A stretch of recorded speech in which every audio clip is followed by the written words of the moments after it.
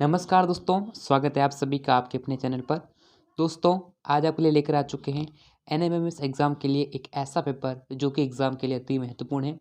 दोस्तों, अगर आपको भी एनएमएमएस परीक्षा पास करनी है, सिलेक्शन लेना है, तो वीडियो को पूरा एंड तक देखें और चैनल को सब्सक्राइब कर लें, नोटिफिकेशन बेल को प्रेस कर लें, जिससे कि एनएमएमएस एग्ज़ाम के रिगार्डिंग आपको लेटेस्ट अपडेट्स, आपको इम्पोर्टेंट क्वेश्चंस, मॉडल पेपर सब कुछ आपको मिल सके। तो दोस्तों यहाँ पर हमने डिस्कस करने वाले हैं एनएमएमएस के सेट के पेपर बारे में दोस्तों। इससे पहले यहाँ पर हमने दोस्तों मेंटल एबिलिटी के पेपर को समझा था, यानी कि मैट के क्वेश्चंस किए थे। अब यहाँ पर सेट के अंदर क्वेश्चंस करने वाले हैं, ठीक है दोस्तों। यहाँ पर जो है इसके अंदर यहाँ पर बात करने वाले हैं साइंस के क्वेश्चंस के बारे में कि साइंस के जो प्रश्न हैं वो किस प्रकार से पूछे जाते हैं। तो देखिए दोस्तों, आपके जो 1 से 90 तक प्रश्न आते हैं वो यहाँ पर आते हैं मेंटल एबिलिटी के, और जो 91 से जो प्रश्न होते हैं 180 तक वो यहाँ पर सेट के प्रश्न पूछे जाते हैं। तो यहाँ पर पहला प्रश्न पूछा गया है कि खाने के सोडे का रासायनिक सूत्र कौन सा है। सवाल पूछा गया है कि खाने का जो सोडा है उसका जो रासायनिक सूत्र होता है वो बताना है। तो NaHCO3 होता है दोस्तों। ये जो कार्बोनेट है यहाँ पर जो करेक्ट आंसर हो जाएगा sodium hydrocarbonate, option number 2 correct answer है। बहुत अच्छा सवाल यहाँ से पूछा गया है, ठीक है। चलिए दोस्तों, नेक्स्ट क्वेश्चन है। अगला प्रश्न है, एक रासायनिक परिवर्तन का उदाहरण है। यहाँ पर पूछा गया है कि रासायनिक परिवर्तन कौन सा है।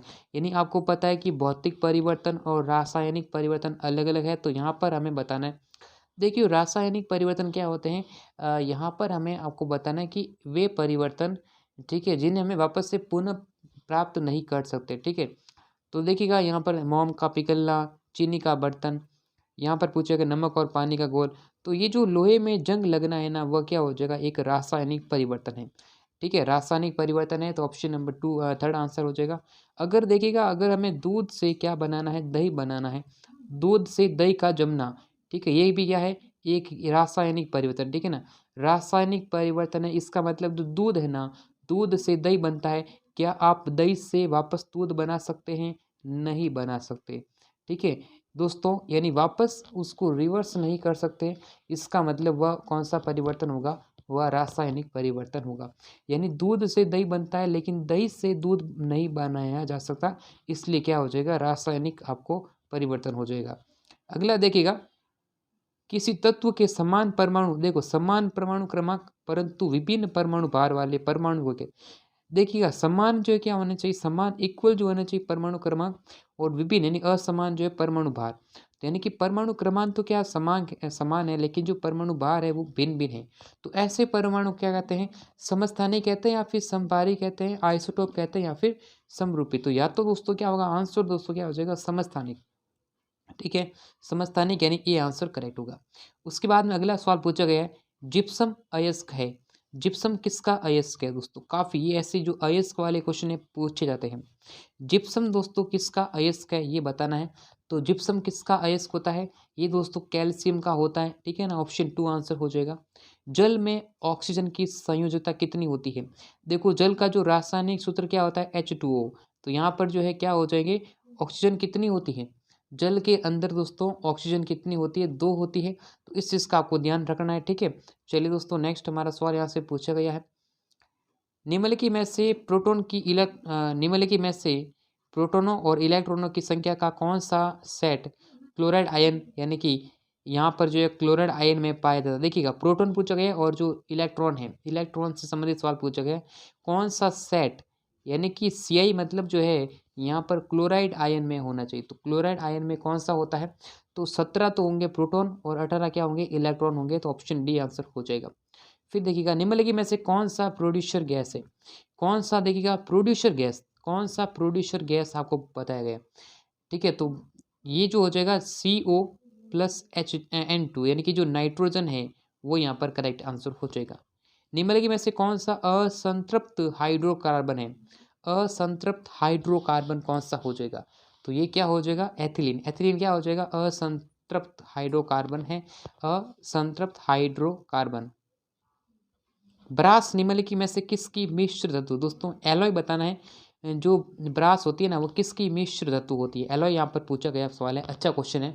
तो देखिएगा, ब्रास क्या होता है, जो तांबा होता है और जिंक होता है उसका एक, यानी जो मिश्र धातु, ठीक है। ये सवाल बहुत अच्छा पूछते हैं एग्जाम के अंदर।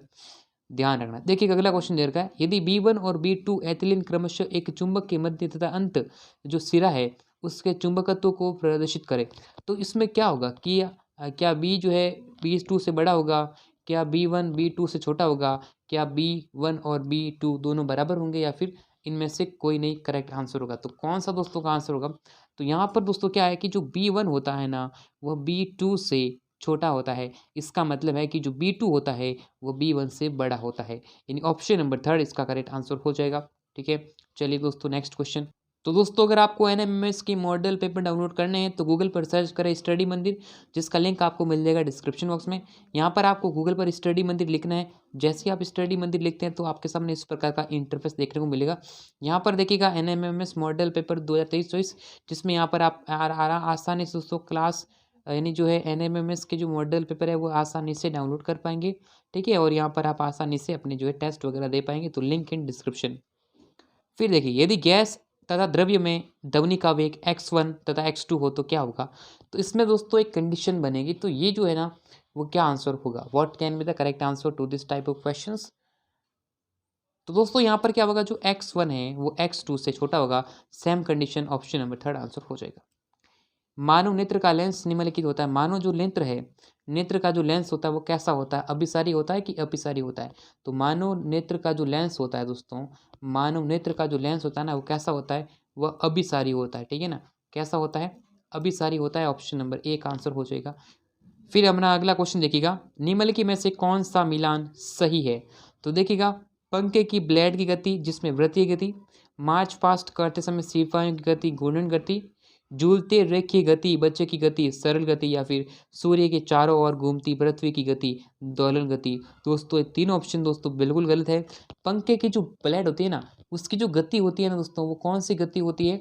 वह वृत्तीय गति होती है, यानी एक ऑप्शन ही करेक्ट है। Option one is the correct answer to this question.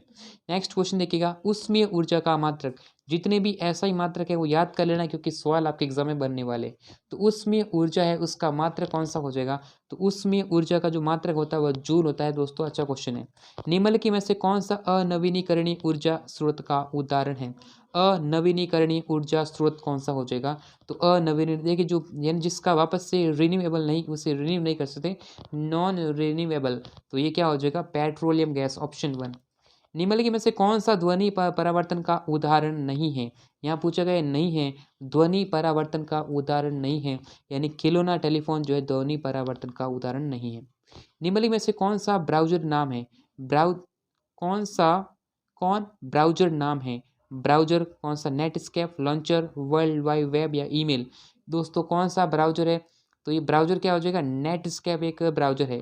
ठीक है, यहाँ पर कथन दे रखे हैं, जैसे उक्तियाँ दे रखे देखिएगा, प्रकाश की किरणें जब प्रकाशीय केंद्र से होकर गुजरती है तो विचलन नहीं होता है। उत्तल दर्पणों का उपयोग ट्रैफिक अवलोकन वाले दर्पणों में होता है। तो कौन सा करेक्ट आंसर होगा? दोस्तों देखिएगा, दोनों ही बिल्कुल क्या करेक्ट कह रहे हैं, दोनों ही दोस्तों सत्य है। ठीक है, दोनों ही कथन क्या है? These two statements are correct. ठीक है, चलिए दोस्तों नेक्स्ट हमारा क्वेश्चन देखिएगा। अगला क्वेश्चन यहाँ पर कह रहा है, रक्त का जो लाल रंग होता है ये तो सभी को पता है दोस्तों। रक्त के लाल रंग का वर्णन क्या हो जाएगा? हीमोग्लोबिन हो जाएगा। बहुत ही ज़्यादा अच्छा प्रश्न यहाँ से पूछा गया।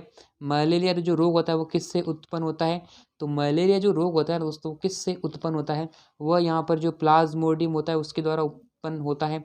फिर अपना अगला प्रश्न देखिएगा, सर्वदाता रुधिर वर्ग कौन? देखिएगा यहाँ पूछा है सर्वदाता कौन हो जाएगा? ओ हो जाएगा। और अगर आपसे पूछे कि सर्वग्राही, ठीक है, सर्वग्राही दोस्तों पूछे तो क्या हो जाएगा? ए बी हो जाएगा। और सर्वदाता पूछे तो क्या हो जाएगा? ओ हो जाएगा। ठीक है, बहुत अच्छा। अगला देखिएगा नेक्स्ट क्वेश्चन है, केंचुए में उत्सर्जी अंग कौन सा होता है? तो केंचुए में दोस्तों जो उत्सर्जी अंग होता है वह उत्सर्गिका होती है। ऑप्शन टू करेक्ट आंसर है। तो दोस्तों देखिएगा नेक्स्ट क्वेश्चन है कि श्रवण इंद्रिय दोस्तों सुनने के लिए क्या है दोस्तों? कान हो जाएगा। ठीक है, विटामिन डी की कमी से कौन सा रोग होता है दोस्तों? विटामिन डी की कमी से रोग कौन सा होता है? तो यहाँ पर आपको पता है दोस्तों, विटामिन डी की कमी से कौन सा रोग होता है? तो दोस्तों ऑप्शन नंबर 4 यानी सूखा रोग होता है। ठीक है, यहाँ पर रतौंधी रोग विटामिन ए की कमी से होता है। ठीक है, ध्यान रखना आपको। मानव शरीर की सबसे बड़ी पाचक ग्रंथि कौन सी हो जाएगी? तो मानव शरीर की सबसे बड़ी पाचक ग्रंथि कौन सी है? यकृत ग्रंथि है। निम्नलिखित में से किस में मुकुलन विधि द्वारा प्रजनन होता है? मुकुलन किस में होता है? तो मुकुलन होता है दोस्तों हाइड्रा के अंदर। ठीक है, हाइड्रा ऑप्शन ए। निम्नलिखित में से कौन एक तंत्रिका कोशिका का भाग नहीं है? तंत्रिका कोशिका का भाग नहीं है तो जो करेक्ट आंसर हो जाएगा वो रीढ़ रज्जु जो है ना वो आंसर हो जाएगा। नागफनी का पौधा क्या होता है? नागफनी का जो पौधा होता है दोस्तों वो क्या होता है? मरुस्थलीय, ठीक है ना, मरुस्थलीय है। निम्नलिखित में से कौन रेशा प्रदान करने वाला पौधा है? ऐसा कौन सा पौधा है जो रेशा प्रदान करता है? तो जूट दोस्तों है, ठीक है। जूट से संबंधित एक आता है, इसे गोल्डन रेशा कहते हैं, ये क्या ना, ये जो गोल्डन रेशा भी कहते हैं, ये आपको ध्यान रखना, ठीक है ना। गोल्डन सुनहरा रेशा भी कहते हैं इसे। कोशिका का ऊर्जा ग्रह यानी कि जो शक्ति ग्रह है, ठीक है ना, शक्ति ग्रह यानी दोस्तों पावर हाउस कौन हो जाएगा? माइटोकॉन्ड्रिया हो जाएगा, ऑप्शन नंबर डी।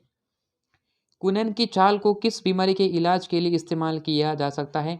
तो क्या आंसर होगा दोस्तों? Option number third, malaria. अगला क्वेश्चन देखिएगा कि ब्रायोफाइलम प्रजनन किसके द्वारा होता है?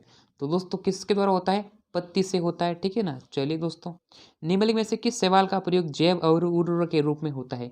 तो किसका उपयोग होता है? तो वो हो जाएगा नॉस्टॉक का। वह प्रक्रिया जो दुग्ध में स्थित सभी सूक्ष्म कीटाणु को मार देती है तथा निष्क्रिय कर देती है, क्या कहलाता है? तो वह क्या कहलाता है? यानी पाश्चराइजेशन होता है। ये बहुत अच्छी प्रक्रिया होती है जो दूध को यहाँ पर शुद्ध बनाती है। अपुष्पी पौधा कौन सा दोस्तों? अपुष्पी पौधा कौन सा हो जाएगा? फर्न हो जाएगा। तो दोस्तों यहाँ पर हमने डिस्कस किए एनएमएमएस एग्जाम के साइंस के मोस्ट इंपॉर्टेंट क्वेश्चन जो कि अति महत्वपूर्ण है। तो दोस्तों नेक्स्ट वीडियो में बात करने वाले हैं अपने सोशल साइंस यानी कि एसएसटी के ऐसे क्वेश्चन जो कि एग्जाम में आने के चांसेस है, ठीक है दोस्तों। तो वीडियो को लाइक करें, चैनल को सब्सक्राइब करें, नोटिफिकेशन बेल को प्रेस करें जिससे कि एनएमएमएस एग्जाम के रिगार्डिंग ऐसे ही मॉडल पेपर आपको मिल सके। तो दोस्तों इस वीडियो में इतना ही, फिर मिलेंगे सभी नेक्स्ट वीडियो में, तब तक के लिए जय हिंद, वंदे